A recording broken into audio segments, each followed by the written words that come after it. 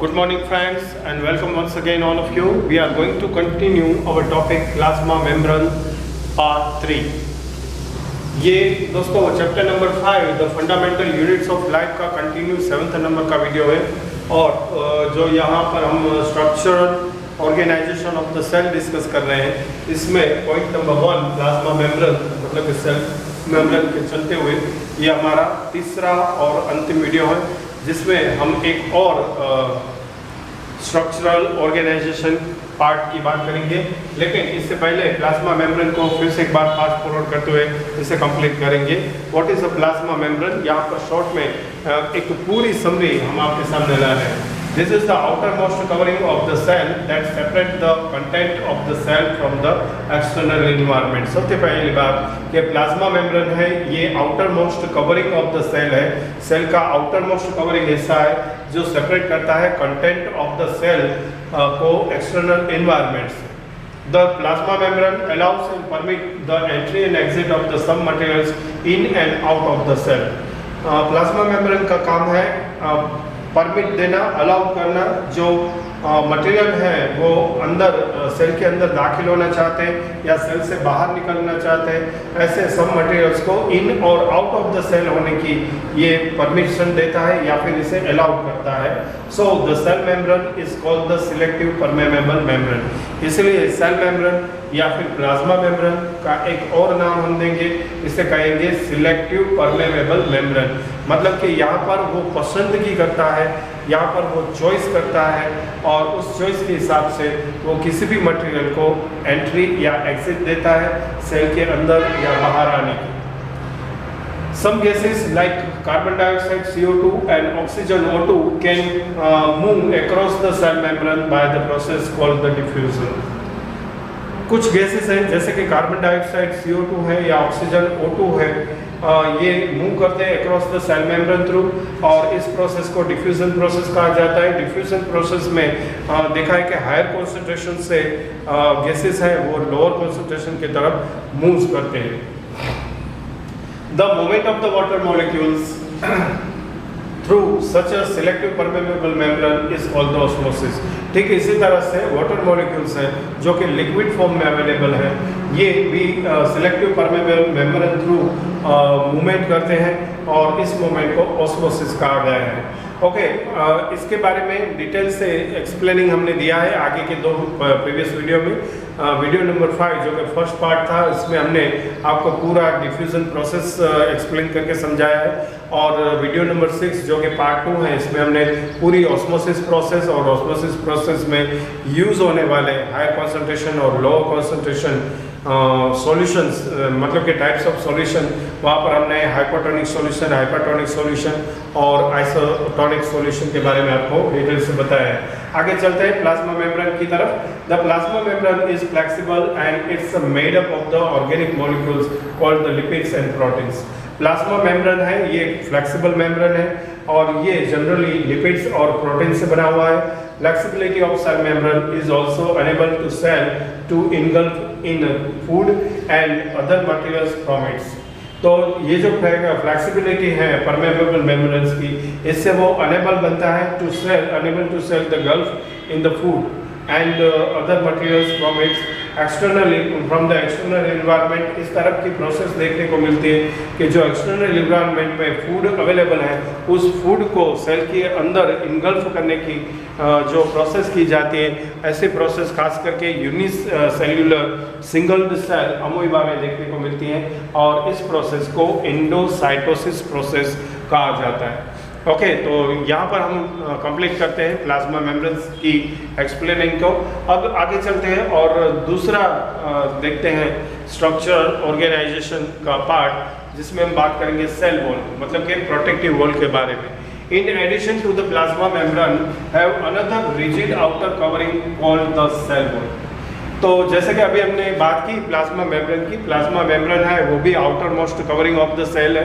इसके अलावा एक और रिजिड आउटर कवरिंग देखने को मिलता है और इसे सेल वॉल कहा जाता है। Cell wall lies outside the plasma membrane.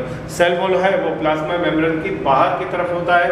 The plant cell wall is mainly composed by the cellulose.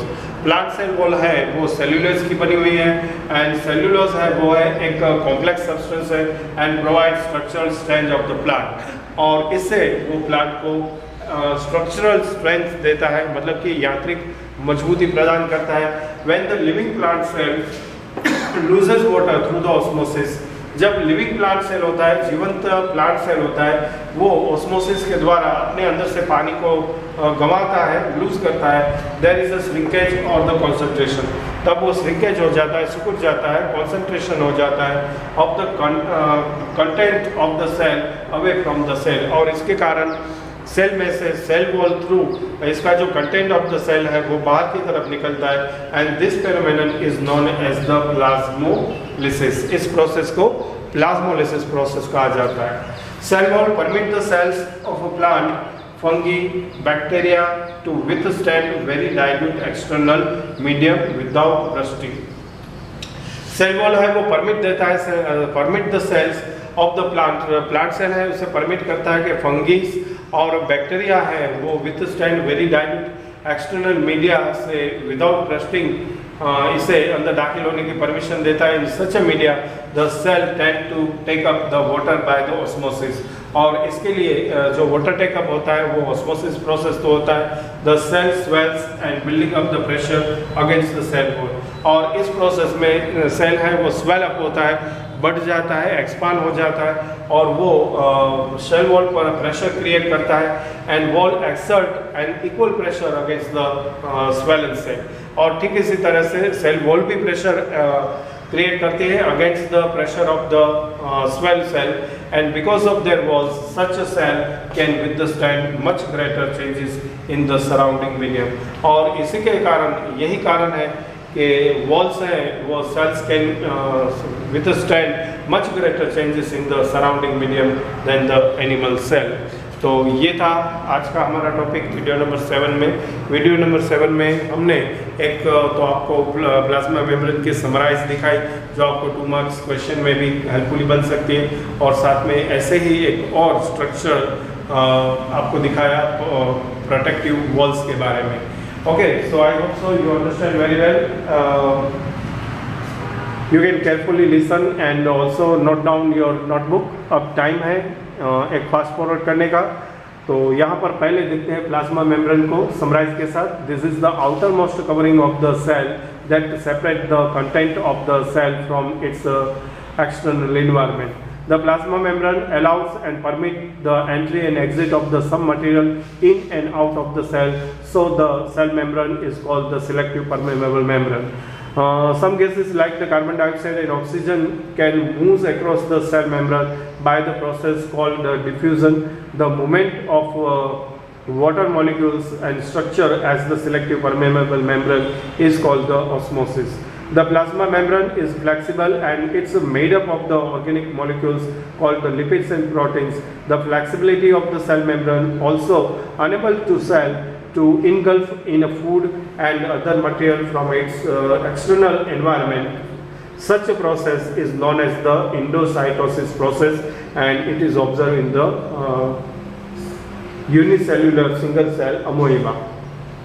Now cell wall means protective wall. In addition to the plasma membrane, have another rigid outer covering called the cell wall.